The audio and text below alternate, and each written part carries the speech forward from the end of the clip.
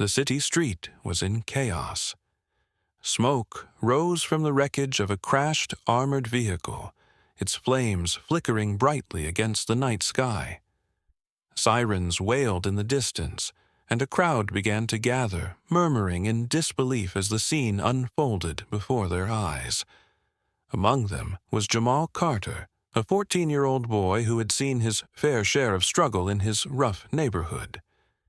As the chaos around him swirled, he noticed a large vehicle crash into a barricade, its sides now engulfed in flames.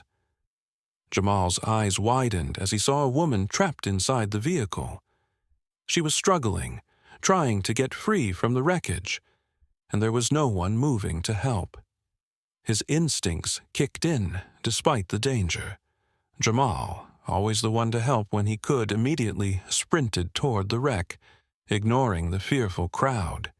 He reached the car and saw the woman's face, FBI Chief Sarah Mitchell. She was barely conscious, slumped against the seat, blood on her face from the crash. Without hesitation, Jamal forced the door open, risking his own safety as the flames began to spread closer. He grabbed her, pulling her out of the car just in time to avoid a fiery explosion that rocked the street. People stood frozen in shock, some pulling out their phones to record, but no one stepped forward to help. Whispers began circulating among the crowd. "What's he doing with her? Isn't that an officer?" Despite the whispers and stares, Jamal carried Sarah towards safety, his heart pounding. He spotted an alleyway up ahead, a place where he could shield her from the growing danger. But as he moved, a group of onlookers began to make assumptions, calling the cops, accusing him of being involved in the accident, probably trying to steal something.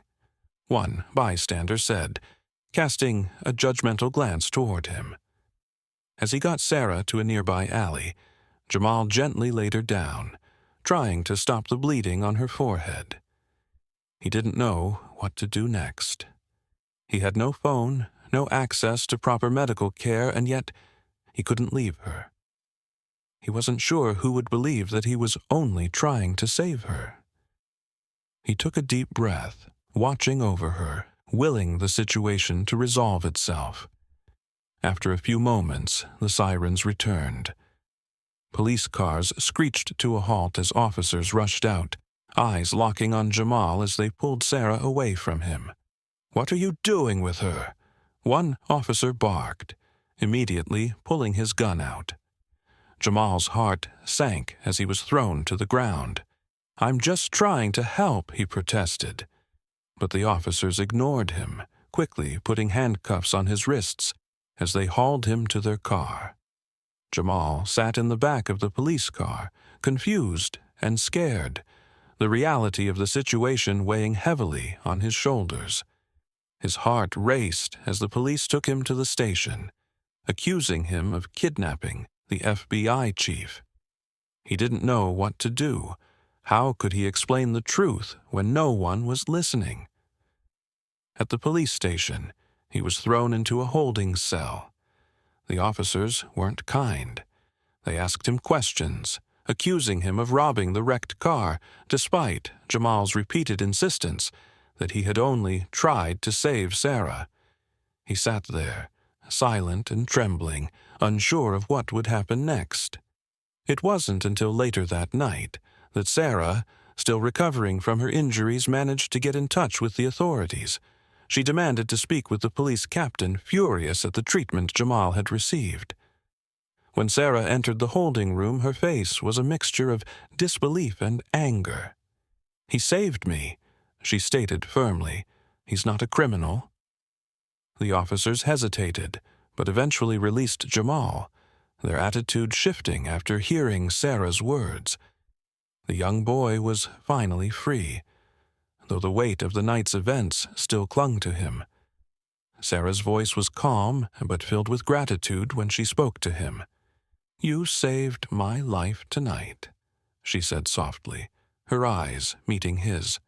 "Thank you." "I just did what anyone would have done," Jamal replied, his voice barely above a whisper. His humility touched her deeply. He had risked his own life for a stranger, and now, in the face of all the bias and misunderstanding, he was being treated as a criminal. The next morning, the media frenzy erupted. News outlets picked up the story of the boy who saved an FBI chief's life.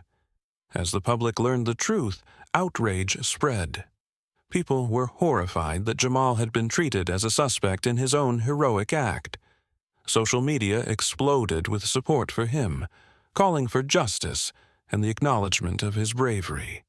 Sarah, still deeply affected by the injustice Jamal had faced, spoke out in his defense. She demanded that the police department investigate their own actions, exposing the racial bias that had clouded their judgment. Her voice was powerful, and the truth was clear. The system had failed Jamal, but his bravery had exposed its flaws. Days later, Sarah met with Jamal again. This time, she offered him something no one had ever offered him before: a future. She arranged for him to receive the education he deserved and made sure he had the support he needed to build a life free from the streets. As Jamal sat in a classroom months later, receiving an education he never thought possible, he couldn't help but think of the life he had once lived. A life filled with hardship and struggles. But now, with Sarah's help, he was on the path to something better. The final scene shows Jamal, now in his new life, walking alongside Sarah and knowing that, against all odds, his story had become one of hope. The city streets were dim, the evening air thick with the sounds of distant traffic and occasional shouting.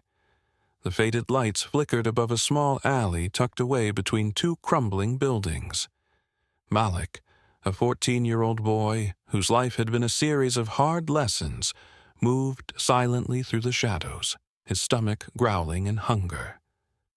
The world around him was indifferent, his existence often overlooked, except when trouble loomed, and then people took notice. He had long ago learned to stay under the radar, to keep his head down. It was safer that way.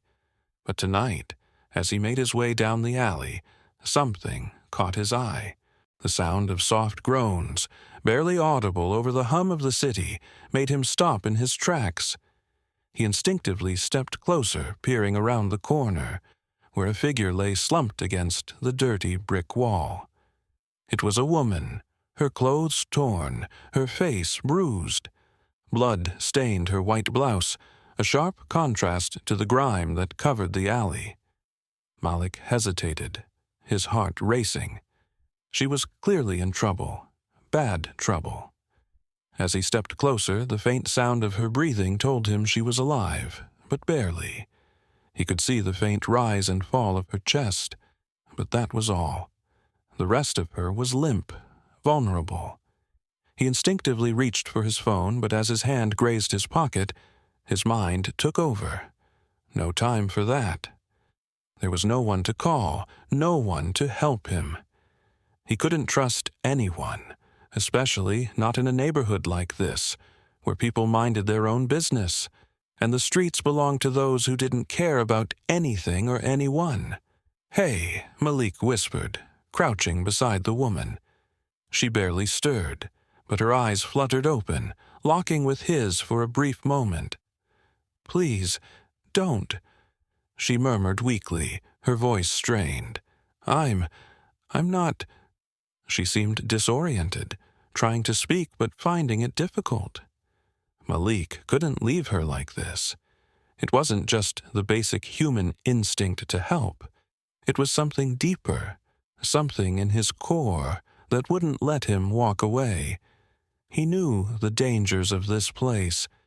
He'd seen enough violence in his short life to understand what people were capable of. But leaving her here, letting her become another nameless victim, wasn't who he was. He heard the distant sounds of footsteps, heavy boots that echoed in the narrow alleyway. Panic surged through him. The gang that ran these streets, He knew they wouldn't hesitate to finish what they started. They'd beaten her half to death, and now they'd return to finish the job. His heart pounded in his chest. He glanced around, desperately searching for any escape route. There was no time to waste. With no choice, he acted. He grabbed the woman by the arms and pulled her toward him, dragging her from the ground. The weight of her body slowed him down, but there was no other option.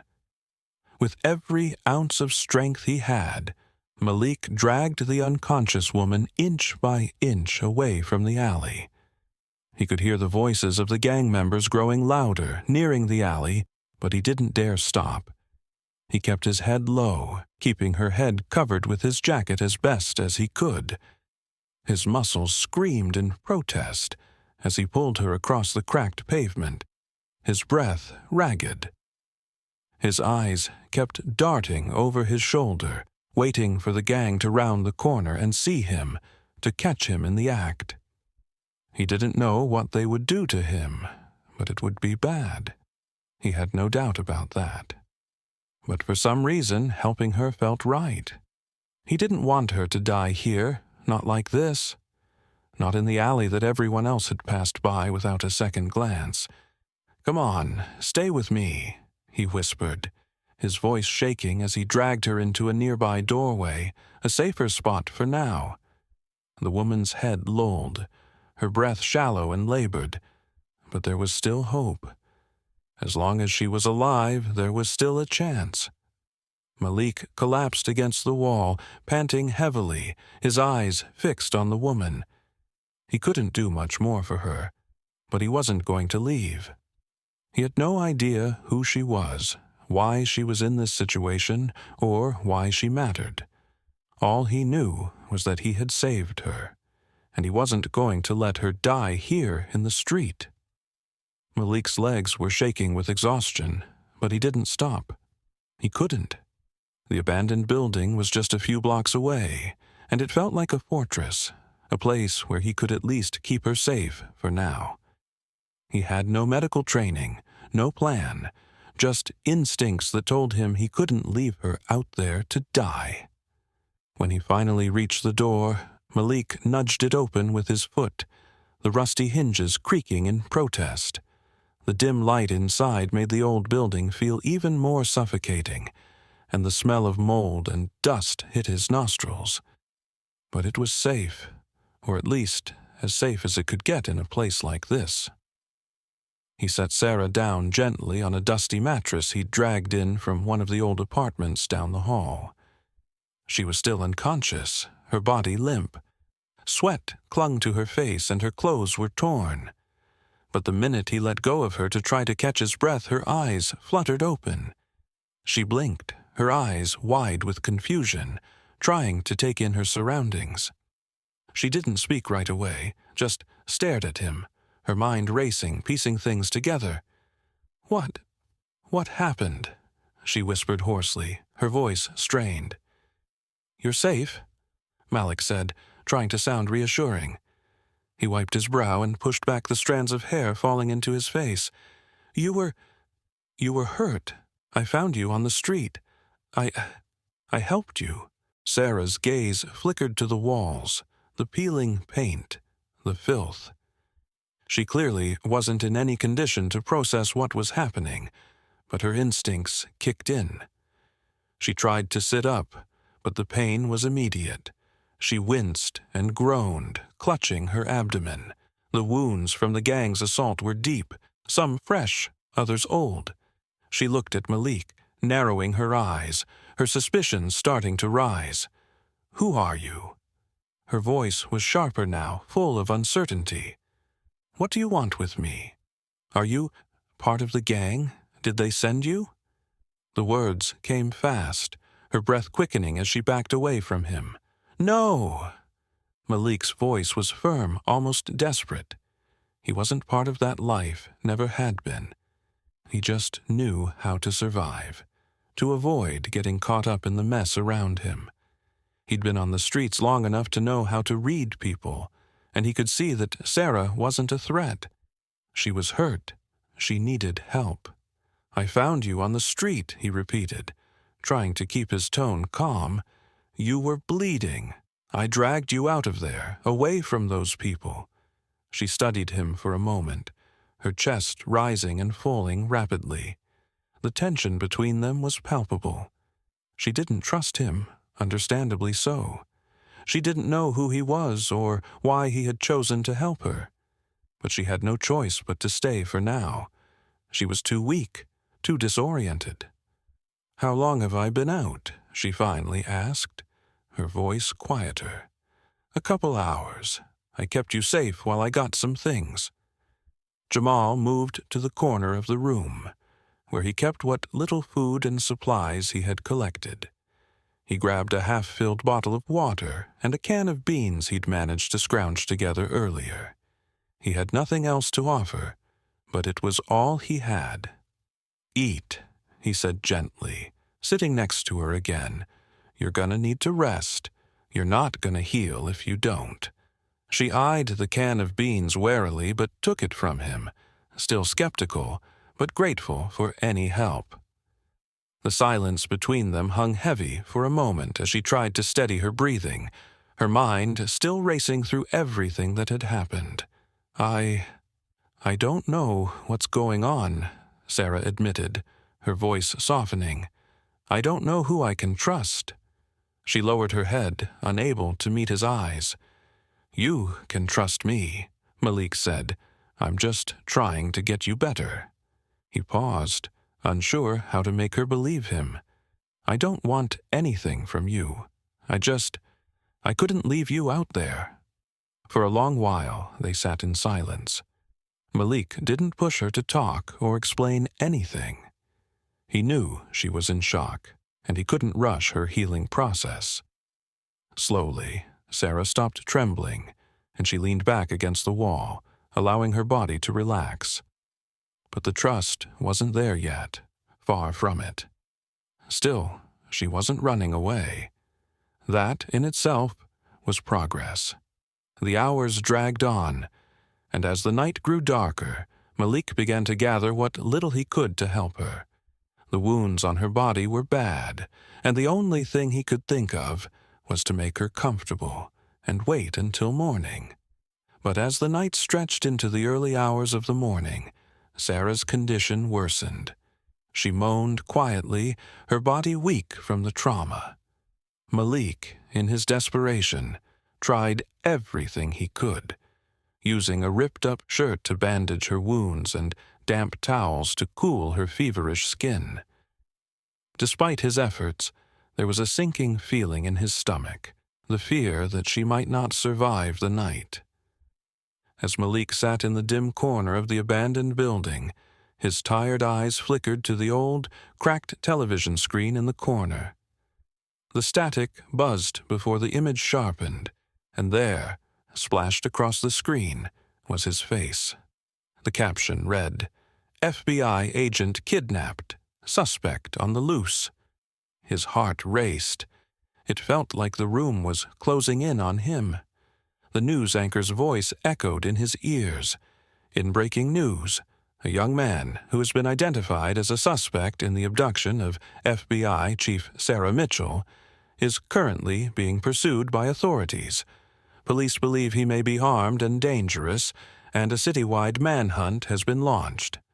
Malik's blood ran cold as the footage from earlier, him carrying Sarah through the streets, played in slow motion. He wasn't being shown as a savior. No, to the world, he was a criminal. His mind raced.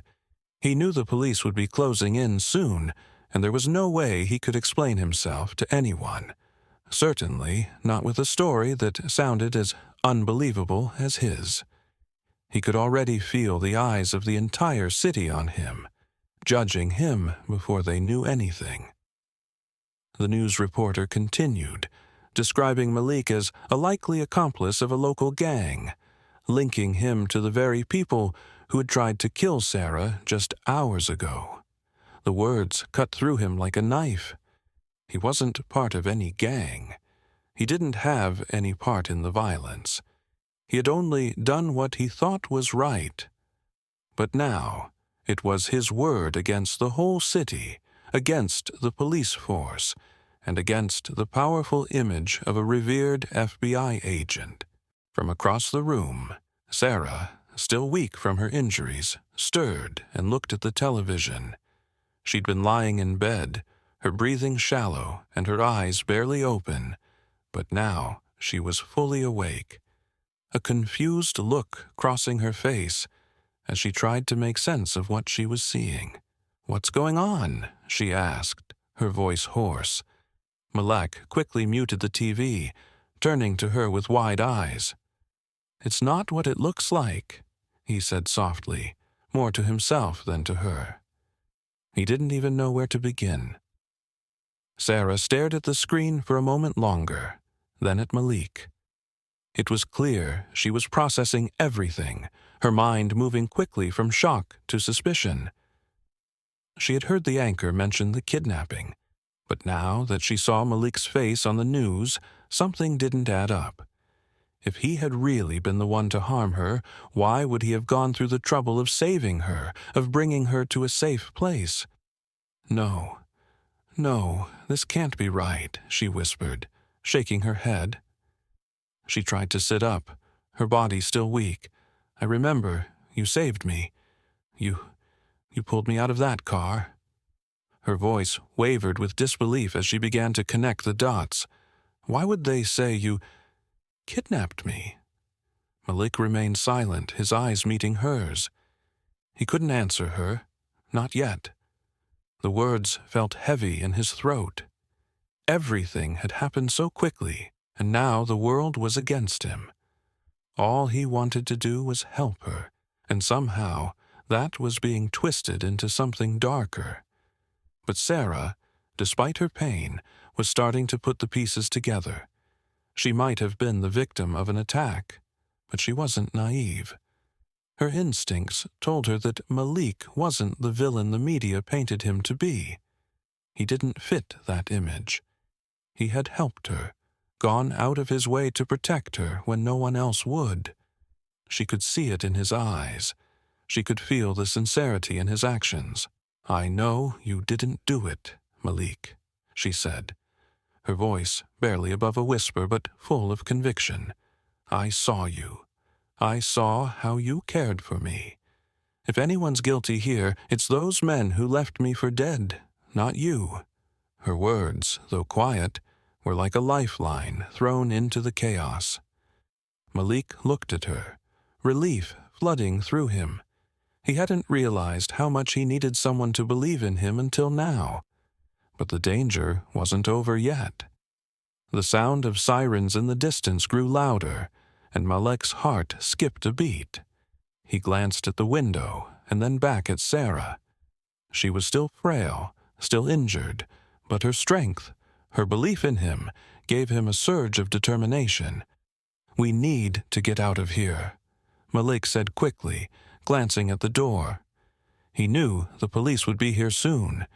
He had no idea how they would handle things, or what they would do to him once they found him. But he couldn't just leave Sarah behind. He couldn't let the system swallow him whole, especially not when she was on his side. "I'll help you," Sarah said, her voice firmer now, though she was still trying to recover. She reached out for the blanket, her body trembling with the effort to stand. "I'm not going to let you take the fall for something you didn't do. We'll figure this out." Malik nodded, his mind racing for a plan. They couldn't stay here, but he couldn't leave without making sure she was okay. He had to get her to safety first. Then maybe, just maybe, they'd both have a chance to clear his name. But the road ahead wasn't going to be easy. The system that had failed him before was now working against him once again. He could feel the weight of the city's judgment closing in, but for the first time, he wasn't alone in this fight. Malik's heart pounded as the sirens grew louder, their deafening wail signaling the inevitable. He glanced over at Sarah, who was barely able to sit up, her hands trembling as she clutched the blanket around her. She was still weak from the injuries sustained during the attack, but the fire in her eyes matched his urgency. "We have to go now," Malik said, his voice strained, panic creeping in. He grabbed her arm gently, trying to help her up, but before he could react, the door of the abandoned building burst open.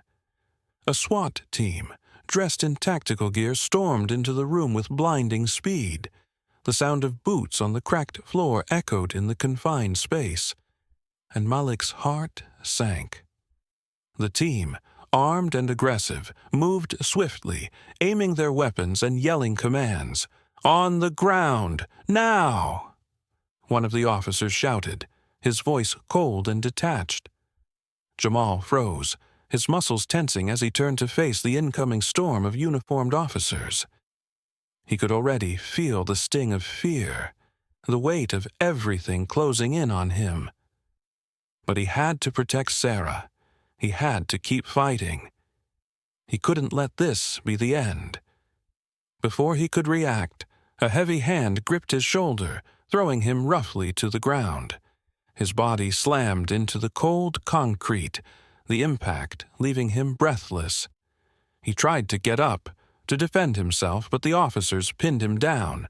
Handcuffs clicked tight around his wrists, the cold metal cutting into his skin. "No, wait!" Sarah's weak voice cut through the chaos. Her breath came in ragged gasps, and she struggled to lift herself from the bed. Her eyes were filled with desperation as she shouted at the officers, her voice cracking with the weight of the truth. "He saved me. He saved me. Please." But the officers didn't listen. They were trained to act fast, and the information they had wasn't in their favor. They saw a young black boy handcuffed in a building with an injured FBI agent.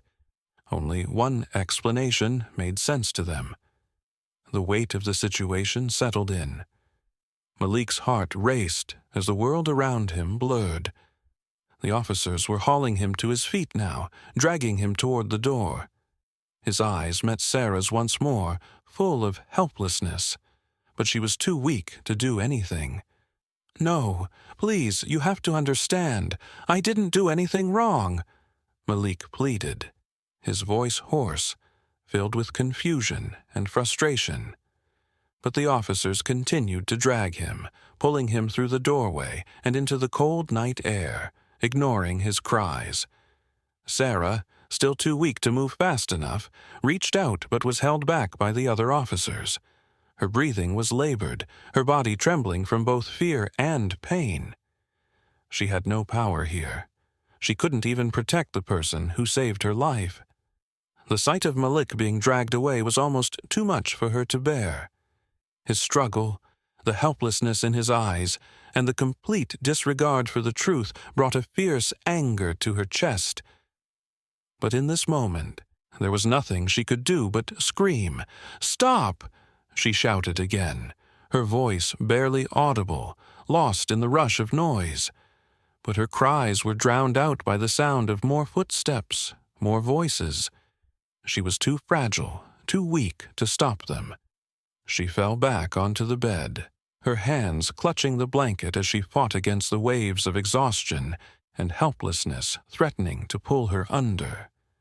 As Malik was hauled into a police car, the doors slamming shut behind him, the weight of the situation started to sink in. The world outside was moving, but inside that car, his future felt uncertain. No matter how much he wanted to explain, no one would listen. He glanced out of the window, but all he could see was a blur of lights. The city, the people, the chaos, it all felt like it was closing in on him. The only thing he knew for certain was that his fight wasn't over. He hadn't done anything wrong. He had saved a life, and yet here he was, behind bars, tangled in a system that didn't care. The injustice of it all burned in his chest, but he would not give up. He couldn't, because no matter what happened next, he would find a way to make sure the truth came out. He had to. And somewhere deep inside, he knew Sarah wouldn't give up on him either. The courtroom was packed, the air thick with tension. The prosecutor, a tall man with a stern demeanor, paced back and forth in front of the jury. He glanced at Malik, who sat shackled in the defendant's chair, his face a mask of stoic determination. Every eye was on him, whispering among themselves, as if the whispers alone could determine his fate. The prosecutor turned toward the jury. "Ladies and gentlemen, the defendant is accused of kidnapping a federal officer, Agent Sarah Mitchell. The evidence is clear, despite the defendant's attempts to hide the truth. Surveillance footage clearly shows Malik Carter approaching Agent Mitchell's vehicle, what we believe was an intentional act. This footage, coupled with his criminal background, paints a clear picture." He motioned to the screen behind him, where the grainy video played again, showing Malik carrying Sarah from the wreckage. The footage, while showing the events, left out the key context, the desperation, the heroism, and the intent to save. It was a stark contrast to the real story that had unfolded in the alley. Malik shifted uncomfortably in his seat as he glanced at the screen, seeing himself as the villain, but knowing the truth was far from what the prosecution presented. The prosecutor continued. His actions were clearly those of a dangerous individual, taking a federal officer from the scene of a crime, leaving her vulnerable, and likely planning to do more harm. The tension in the room mounted as the prosecutor finished his speech. The crowd murmured, the jury exchanged looks, and the weight of the moment pressed on Malik's shoulders. He had never felt so powerless, so completely misjudged. Then, the defense attorney stood up, his voice calm yet firm. "Your Honor, we request that we now hear from the witness who can speak directly to the true nature of this case." The judge nodded, allowing Sarah Mitchell to take the stand. She stood up slowly, her face still bruised from the attack, her eyes filled with quiet strength and determination. The courtroom fell silent as Sarah took her seat. Her voice was steady but emotional as she began her testimony. "I am Agent Sarah Mitchell of the FBI," she started. "What was shown in the footage is true, but it's also deeply misleading. Yes, Malik Carter found me after I was attacked, but not once did he ever harm me. He saved my life. He treated my wounds, sheltered me, and protected me when no one else would." The words hung in the air, and the room shifted. People who had been skeptical, or who had only heard the one-sided story, now listened intently. "I was unconscious," Sarah continued, her voice cracking slightly. "When I woke up, I didn't know where I was. I was scared, but Malik never left my side. He did what any decent human being would do. He saved me." The prosecutor sat down in shock, unable to respond immediately. Sarah looked at the jury, the judge, and then at Malik, her eyes softening. "The truth is, I was wrong. I was part of a system that often overlooks people like Malik, people who are judged by the color of their skin or the circumstances they're born into, not by their actions. Malik is not the criminal here. He's the hero." The room was silent. Every person present in that courtroom, from the jurors to the spectators, felt the gravity of Sarah's words. The judge shifted in his seat, his fingers tapping against the desk. He glanced at the prosecutor, who appeared stunned and at a loss for words. The defense attorney stood, his voice carrying the weight of the moment. "Your Honor, we ask that all charges against Malik Carter be dropped. The evidence presented today shows not a criminal, but a young man who did what was right, even when it meant putting his own life at risk." For a moment, the judge didn't speak, the silence hanging heavy in the courtroom. Finally, he cleared his throat and addressed the court. "I have heard the testimony. I have seen the evidence presented, and I have taken into consideration the nature of these charges and the extraordinary circumstances. The law is meant to uphold justice, and justice has not been served here," the judge said, his voice firm. "I am dismissing all charges against Malik Carter." A collective gasp echoed through the courtroom. The tension released like a deep breath, and some people even started to applaud, while others exchanged stunned looks. Malik's chest swelled with relief, his face breaking into a slight but unmistakable smile. As the judge banged his gavel, signaling the end of the trial, Malik stood slowly. He was free.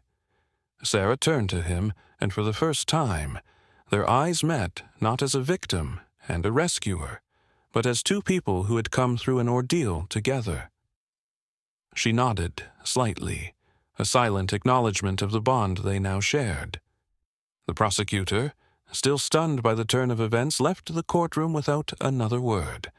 The audience filtered out in murmurs, some discussing the case, others reflecting on the deeper lessons learned.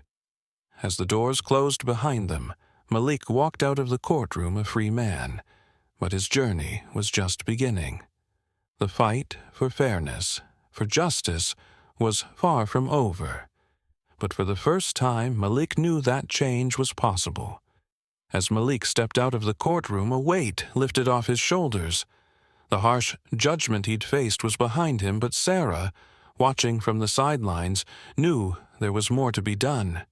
She couldn't let him go back to the life he had. The moment they were outside, Sarah turned to Malik, her voice steady but filled with determination. "You're not going back to the streets," she said. "You deserve more than that. You deserve a chance." Malik blinked, a bit stunned by the sudden shift in the world he thought he knew. He was still processing the fact that he was free, but her words, her belief in him, struck him harder than anything he'd experienced before. He felt that old, familiar resistance rise up in him, the skepticism that had been instilled in him by years of neglect and struggle. "I can't," he replied, his voice tinged with hesitation. "I've been on my own for so long, it's all I know." Sarah looked at him, her expression softening. "You don't have to be alone anymore. You don't have to keep surviving. I can help you, Malik. You've shown me what real strength looks like. I want to help you build a future." Malik stood there, uncertain. This offer felt like a dream he couldn't possibly deserve, a life he could never have imagined. But Sarah wasn't backing down. She made a call, and before Malik knew it, the paperwork was started. She helped him enroll in a school program, one that would help him not only get an education, but to understand the path toward becoming an FBI agent. She arranged for him to join a youth mentorship program designed to help troubled young people like him find direction, and more importantly, hope. Over the weeks that followed, Malik's life changed completely. School was tough at first, and the stigma of his past lingered. But Sarah was there, offering him guidance and support every step of the way. Slowly, Malik began to believe in his potential, to see a future that no longer seemed impossible.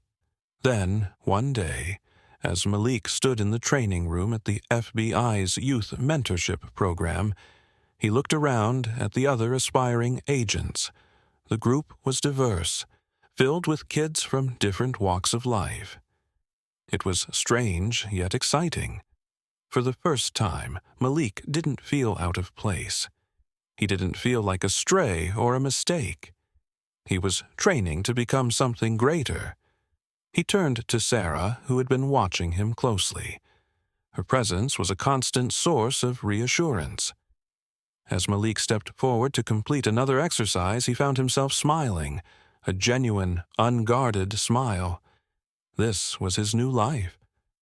"How does it feel?" Sarah asked, walking up beside him. Malik looked at her, a newfound sense of pride in his eyes. "It feels like I'm finally where I'm supposed to be." Sarah smiled back at him, her eyes soft but filled with determination. "You deserve this, Malik. You always did." As the final scene closed, Malik stood tall among his fellow trainees. Once a homeless boy lost in the streets, he was now a young man with a purpose, with opportunities he never thought were possible.